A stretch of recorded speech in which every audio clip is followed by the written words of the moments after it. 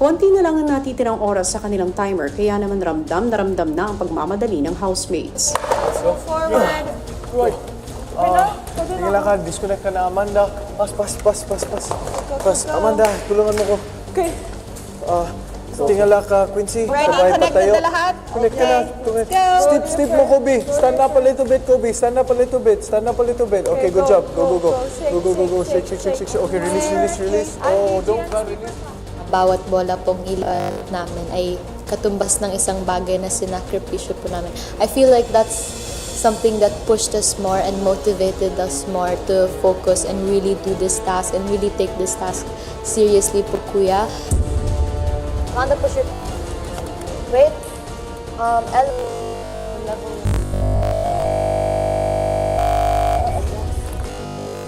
So you had to lock the cheeks. Just keep trying. Okay. You go. Last one. Go. Let's release. Sige lang. Go. Ralph, can you check the time? Forward. Go. 2 minutes. 2? Go. Okay. Shake lang, Chico. Sige lang, Chico. Shake to the left. Last 1 minute.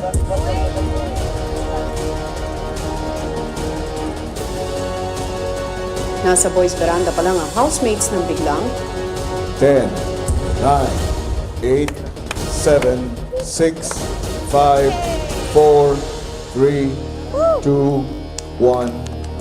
Time is up. Thank you, everybody. we have a Thank new you. buzzer.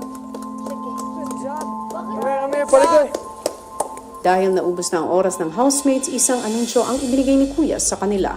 Ikinalulungkot ko. Pero hindi nyo nagawang mailipat ang lahat ng bola bago matapos ang oras na aking itinakda. At dahil 38 na bola lamang ang inyong nailipat, 38 na gamit lang din ang maibabalik sa inyo.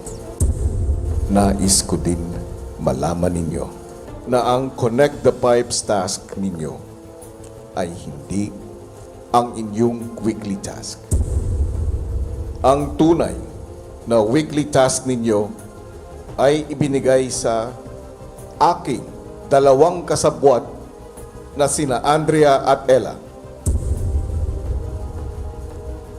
Nagkaroon kami ng kasunduan na maaari lamang silang mabigo ng isang beses.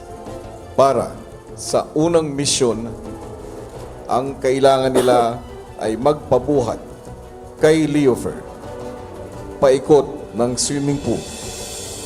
At doon sila ay naging matagumpay para sa ikalawang misyon na mahalal si Amanda bilang hukom. Sila ay naging matagumpay para naman sa ikatlong misyon, ang kailangan nila ay galitin si Quincy. Pag nagagalit. Ha? Hindi ako Galit ako kay Andy. Hindi. At sa ika-4 at huling misyon na siguraduhin mailipat ang lahat ng bola bago matapos ang oras, sila ay nabigo. Ibig sabihin, housemates, kayo ay hindi nagtagumpay sa inyong weekly task. Sorry, guys. Sorry. Sorry, guys. Sorry. Nalungkot po ako noon and nahihiya po sa sa mga housemates.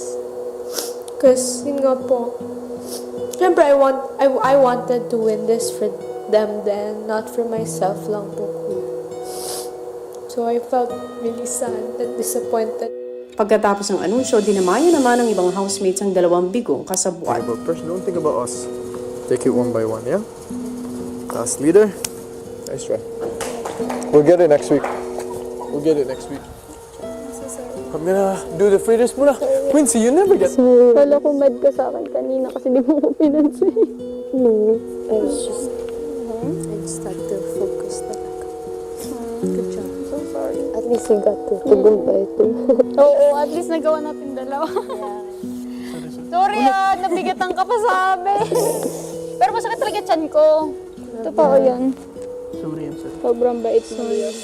Dahil 8 bola ang matagumpay nilang nailipat, pinaglista sila ni Kuya ng 7 gamit na nais nilang maibalik sa kanila. Si Kuya naman ang pipili ng pang-8 gamit na ibabalik sa housemates.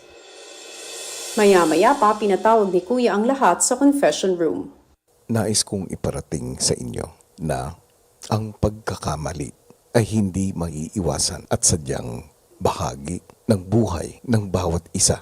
Darating ang panahon na tayo'y makakagawa ng isang bagay na makakadulot ng pabigat sa iba at pati sa inyong mga sarili. Ang mga parusang pinagdaanan ninyo ay hindi para pahirapan kayo. Pero nais kong matutunan ninyo na dapat lagi kayong may pananagutan sa inyong bawat kilos. Ang nais ko sa inyong lahat ay magkaroon ng mataas na uri ng integridad. Sa ngayon, nais ko nang ibalik ang ilan sa mga kagamitan na isinakripisyo ninyo. Sana'y pangalagaan niyo ang mga ito. Tulad ng aral na sana'y natutunan din ninyo. Maraming salamat din po kuya kasi sobrang importante din po yun kuya. Kasi yun po talaga yung pang-araw-araw na magagamit dito sa loob ng bahay po kuya. Tara na!